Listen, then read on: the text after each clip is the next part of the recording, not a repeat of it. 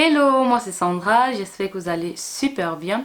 Aujourd'hui, je vais vous aider à choisir votre masque capillaire. Comment savoir qu'un masque est adapté ou encore fonctionne avec ses cheveux. Déjà, il faut savoir qu'un masque capillaire est très souvent fait d'eau ou encore d'hydrolat ou encore de mix des deux. Par exemple, le masque de chez Aromazone est fait d'eau et d'hydrolat. Ensuite, il y a les conditionneurs capillaires, les humectants, les émollients, les correcteurs de pH, les humectants, les actifs qu'on ajoute, par exemple, si c'est pour le cuir chevelu, si c'est pour assainir le cuir chevelu. Bref, je ne vais pas trop entrer dans les détails de la composition masque, je trouve que c'est chiant. Et de toute façon, la composition de chaque masque diffère en fonction des sociétés. Ici, je vais vous dire les ingrédients dont vous devez faire attention quand vous achetez votre propre masque. Dans une vidéo, je vous disais qu'il n'y a pas le masque magique, qu'il n'y a pas le masque qui va régler tous vos problèmes capillaires, mais il y a néanmoins des choses à prendre en considération avant d'acheter un masque afin de ne pas tomber, comme j'ai dit, d'un masque qui vous laisse dès la première utilisation des cheveux ultra secs. Je vous conseille de faire attention aux ingrédients qui sont sur les 5 premiers ingrédients. Je ne sais pas si c'est français ce que je viens de dire là, mais pour moi, un masque, si on vous vend un masque qui est dit nourrissant, hydratant, dans les 5 premiers ingrédients, il doit avoir un ingrédient qui va faire ce job là. Si par exemple vous parlez d'hydratation, il doit avoir parmi les 5 ingrédients ce qui va hydrater. Et comme je vous disais dans cette vidéo, pour moi nutrition et hydratation c'est la même chose. Alors déjà le premier ingrédient qui est bien et que la plupart des masques ont, c'est de l'eau, et que je conseille vivement parce qu'il y a aussi d'autres masques qui sont water free, qui n'ont pas en fait d'eau. Je vous conseille pas d'avoir ça. Je vous conseille d'avoir les masques qui ont pour premier ingrédient de l'eau, et il peut aussi avoir des masques qui ont comme premier ingrédient des hydrolats, par exemple l'eau de rose, le jus d'aloe vera, le jus de gombo, je sais pas trop quoi, mais je pense que vous comprenez un peu ce que je veux dire. Ensuite, il doit avoir un conditionneur capillaire, un produit humectant et un émollient. Donc en résumé, voilà les 4 choses que je privilégie dans les 5 premiers ingrédients d'un masque: de l'eau ou encore de l'hydrolat, des humectants, des émollients et des conditionneurs capillaires. Un conditionneur capillaire facilite le démêlage des cheveux et diminue cet aspect électrostatique qu'on a dans les cheveux. Avec nos cheveux, vu qu'ils ont des boucles, et même avec des cheveux lisses, on peut avoir de l'électrostatique dans les cheveux. C'est ce truc là que quand vous touchez vos cheveux, vous avez l'impression que c'est l'éponge métallique. Voilà, c'est un peu ça l'électrostatique, et les conditionneurs capillaires justement atténuent cet effet là. On a le BTMS, le cétrinium chloride. La plupart des ingrédients qui finissent avec chloride à la fin sont en fait des conditionneurs capillaires. La plupart, je ne dis pas que tout. Ensuite, on a des humectants. Ce sont des produits hydratants par excellence. On a la glycérine, le miel. Et ensuite, on a des émollients comme le beurre de karité, l'huile d'avocat. Tous ces huiles, tous ces beurres là sont en fait des émollients. Quand vous avez un masque qui a déjà cette composition, vous avez de fortes chances que ce masque vous convient en fait. Il y a certains masques qui ont pour premier ingrédient seulement des conditionneurs capillaires, c'est-à-dire parfois après l'eau, on a seulement des conditionneurs capillaires, le citral, l'alcool, le cétinium chloride, après le BTMS. C'est bien d'avoir un conditionneur capillaire dans un masque, mais il ne faut pas exagérer. À un moment, oui, ça va m'aider à démêler mes cheveux, mais ça ne va pas m'apporter la nutrition. Et un masque, c'est pour nourrir les cheveux. Donc, si j'ai par exemple, comme ce masque-ci, où est-il? Celui-ci, c'est un masque, je vais un peu vous lire les ingrédients.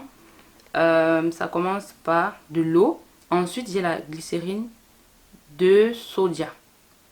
Non, c'est pas la glycérine soja. Glycérine soja oil, c'est l'huile de glycérine. Je ne sais pas, mais en tout cas, c'est une huile. C'est une huile et après on a de l'alcool. Et après on a le cétylalcool qui est un conditionneur capillaire. Ensuite on a le citryl alcool. Et ensuite on a la glycérine. Après on a le ricinus cociminus oil. Vous voyez que dans les 5 premiers ingrédients, j'ai de l'eau. Ensuite, j'ai une huile qui est un émollient. Ensuite, j'ai un conditionneur capillaire. J'ai 2 conditionneurs capillaires qui sont côte à côte. Ensuite, j'ai la glycérine qui est mon humectant. Ensuite, j'ai de l'huile. Donc, quand je lis déjà un masque comme ça, je sais que la glycérine va m'apporter l'hydratation. Et ensuite, on a 2 émollients, glycérine soja oil et ricinus cominus seed oil. Et après ça même, on a le glycéryl citrate. Et après, on a le beurre de karité. Vous voyez, dans les premiers ingrédients déjà, j'ai mes 4 éléments. Et là, je sais qu'automatiquement, ce masque va me convenir. Un autre exemple, je vais prendre ce masque de chez Aromazone. On a tout d'abord le Rosmarinus Official Leaf Water. Je crois que c'est l'eau des feuilles de romarin. Je sais pas, je vais vous mettre le nom là. Ensuite, on a de l'eau. Vous voyez ici, le premier ingrédient, c'est un hydrolat. Et ensuite, on a de l'eau. Et après, on a le cétylalcool qui est un conditionneur capillaire. Et ensuite, on a le capryl triglycéride. Je ne sais pas trop ce que c'est. Je pense que c'est aussi un conditionneur capillaire. Ensuite, on a la glycérine. Ensuite, on a le cytine, sodium cétylsulfate. Après, on a le vegetable oil. Et ce masque-ci, vous voyez que c'est moyen dans le sens où il y a trop de... Je dis souvent à mes clientes que s'il y a trop les noms, que tu ne comprends pas ce que ça veut dire, c'est que c'est pas bien. Lol, c'est une blague, hein. C'est pas parce que vous ne comprenez pas quelque chose que c'est forcément pas bien. Mais vous voyez ici qu'on a le cétylalcool, après on a le capryl triglycéride, ensuite on a le lécithine et je ne vois pas encore un comment on appelle ça, un produit qui va me nourrir les cheveux. C'est en 8e position que vient le vegetable oil. Donc c'est une huile végétale et ils n'ont pas précisé de quelle huile il s'agit. Et voilà, c'est pour ça que quand je lis les ingrédients de ce produit, c'est moyen. C'est au début la glycérine, c'est pas au début, ce n'est qu'en 5e position que vous avez la glycérine et vous avez de l'huile en 8e position. Donc quand je vois ce genre de masque, je sais que côté nutritif, c'est moyen. En résumé, faites attention à la liste des ingrédients de vos masques. Ne regardez pas seulement en gros caractères ce que le masque dit, masque réparateur, masque booster de boucle, masque je sais pas trop quoi. Quand vous allez parfois regarder la liste des ingrédients, vous allez voir que ce qu'ils sont en train de dire là, c'est pas ça. Par exemple, même ce masque ici qui est l'un de mes meilleurs masques, là vous voyez, on va vous dire, il y a l'avocat ici, le beurre de karité, mais le beurre de karité est en 9e position et l'huile d'avocat est en 12e position, alors qu'on vous a mis ça en gras sur le packaging. Et ici c'est écrit que ça nourrit, lisse et embellit le cheveu, mais les ingrédients qui vont nourrir mon cheveu, je les retrouve à la 8e position. Et les ingrédients qui sont à la 8e position dans un produit, c'est à très faible quantité. Pour résumer, faites attention à votre composition.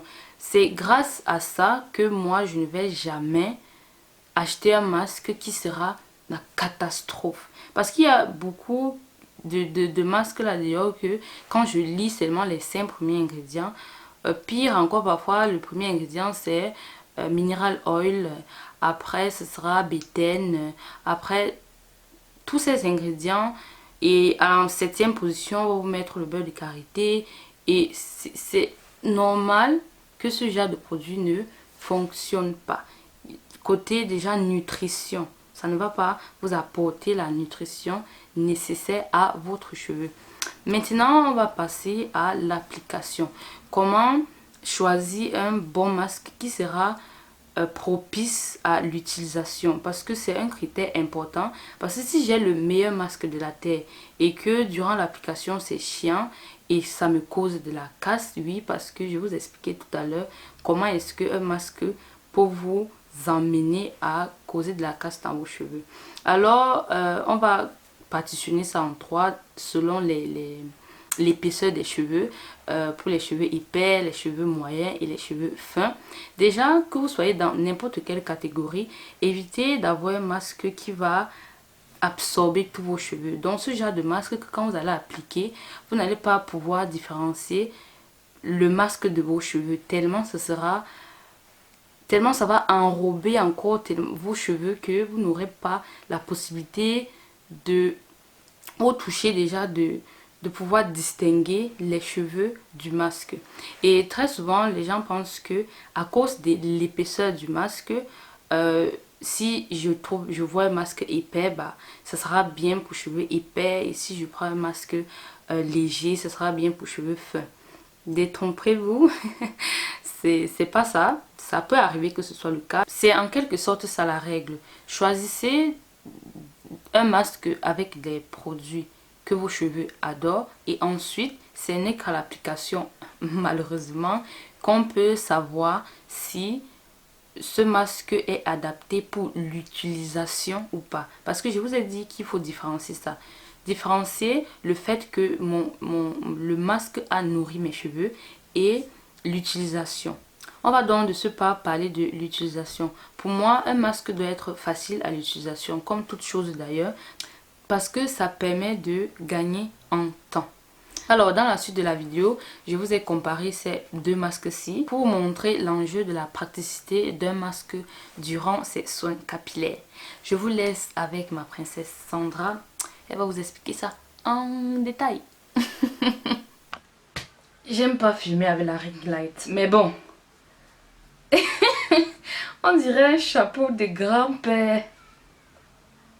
Bref, je vais comparer ce masque de chez Aromazone avec ce masque-ci de chez DMPure 97. J'ai mis celui-ci sur le reste de ma tête. Et là, je vais mettre le... Comment on appelle ça?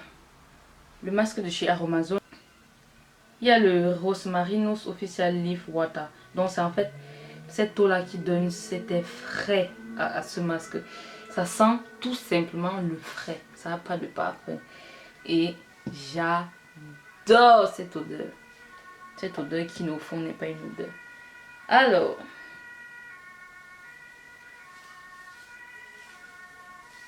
oui.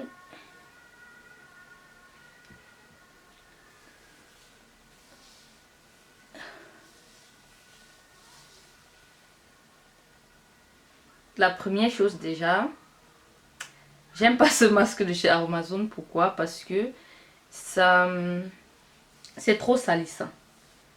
C'est trop salissant, il y en a de partout. Voilà, déjà c'est la première chose.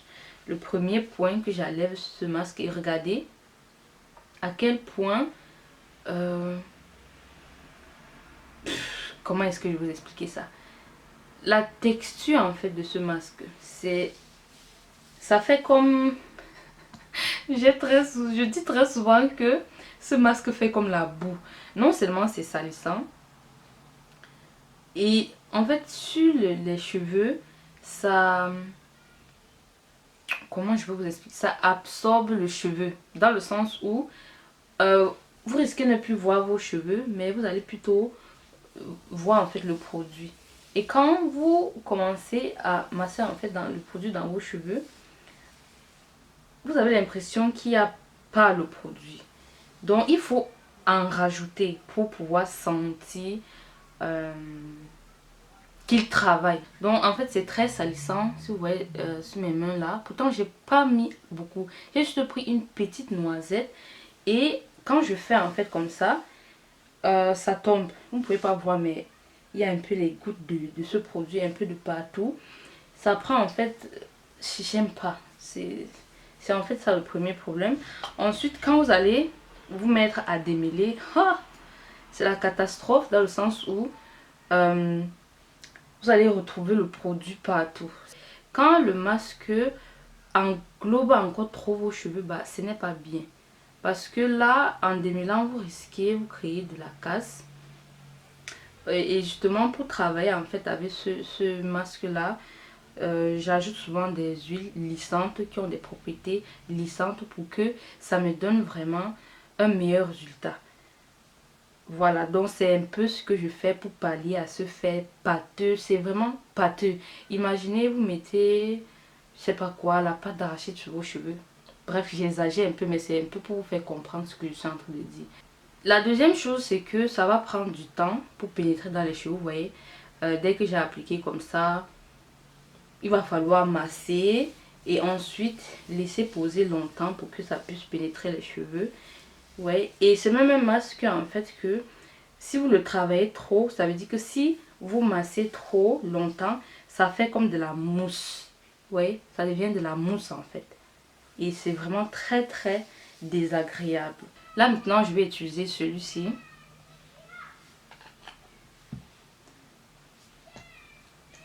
Ouais, je vais prendre juste une petite noisette, c'est même beaucoup. Une petite noisette comme ça. Et je vais l'appliquer sur cette portion de cheveux. J'aurais dû rincer mes mains avant. Là, mes mains avaient encore le produit de Aromazone, là, le masque d'Aromazone. Je pense que, vous voyez, il y a la différence qu'il y avait l'autre masque. Est-ce que vous voyez? Voilà. Vous voyez qu'ici, directement, le masque est absorbé par mes cheveux. J'ai pas du produit partout. Regardez mes mains. Il n'y a pas de produit sur mes mains là. Ce qui fait en sorte que côté utilisation, c'est perfect. Il n'y a pas le produit qui va s'éclabousser un peu de partout. Il n'y a pas les gouttes qui vont couler. Il n'y a pas le produit sur mes mains. Et vous voyez que j'ai appliqué juste une petite noisette. Et là, je sens que mon cheveu... En fait, le produit est partout, tout simplement. Donc, dès que vous l'appliquez sur le cheveu, ça se fond aux cheveux. Maintenant, côté de la pénétration, vous êtes d'accord avec moi que directement après l'application, ça pénètre dans le cheveu. Alors que c'est un beurre. Ouais, ça c'est un beurre en fait. C'est beau, je vais dire quoi? C'est ça la texture d'une crème. Ouais, c'est une crème. Tandis que ça, vraiment si j'incline là, le produit va couler. Et très souvent les gens pensent que quand un masque a la texture du beurre, de la crème comme ça sera lourd sur les cheveux, ça sera difficile à appliquer. Bref, c'est faux, ne vous fiez pas à ça. Ne dites pas que non, si un produit est en forme de crème est lourd, ça sera aussi lourd sur les cheveux. Pas du tout. Et j'ai aussi des clientes qui utilisent ce produit sur cheveux fins et ça fonctionne. Ouais, regardez la différence entre tous mes cheveux qui sont là derrière. J'ai appliqué en fait ce masque-ci. Ouais, et vous n'avez pas besoin de masser longtemps. Directement après l'application, 2-3 passages, le produit a été absorbé par les cheveux. Et ça facilite tellement le démêlage. Quand un produit agit comme ça, c'est-à-dire il a pénétré vos cheveux, ça laisse cet aspect glissant, lissant à la surface du cheveu qui va vous permettre en fait de démêler vos cheveux. Tandis qu'un masque comme ça, l'aspect lissant, glissant n'est pas si prononcé que ça. Et ensuite, vu qu'il y a les cheveux comme ça à la surface, puis si vous faites encore le démêlage au doigt, ou encore même au peigne, comme j'ai dit, partout, ça va aller de partout. Et avec le démêlage au doigt, bah, vous n'allez pas bien sentir les cheveux, sentir les nœuds, parce qu'il y a déjà une pâte en fait qui est sur vos cheveux. Ceci est beaucoup plus pratique parce que vous allez vous concentrer sur vos cheveux durant le démêlage. Alors qu'ici, vous risquez, vous casser beaucoup plus de cheveux. Évitez vraiment d'avoir un masque qui vous laisse des cheveux pâteux comme ça. Durant le démêlage, en fait, vous causez beaucoup de casse, que ce soit le démêlage au doigt ou encore au peigne, parce que vu que le masque enrobe tous les cheveux, vous ne saurez plus faire la différence entre le cheveu et le produit, et vous allez par contre vous casser certains cheveux sans vous en rendre compte. Alors, vous voyez bien que ce masque-ci est beaucoup plus léger que les deux autres masques que j'utilise. Mais c'est un masque qui est, on va dire, poisseux dans mes cheveux. Et comme j'ai dit, c'est un truc qui change en fonction des personnes. J'ai déjà testé ce masque sur une autre personne qui a les cheveux comme moi. Quand il dit comme moi, c'est côté épaisseur.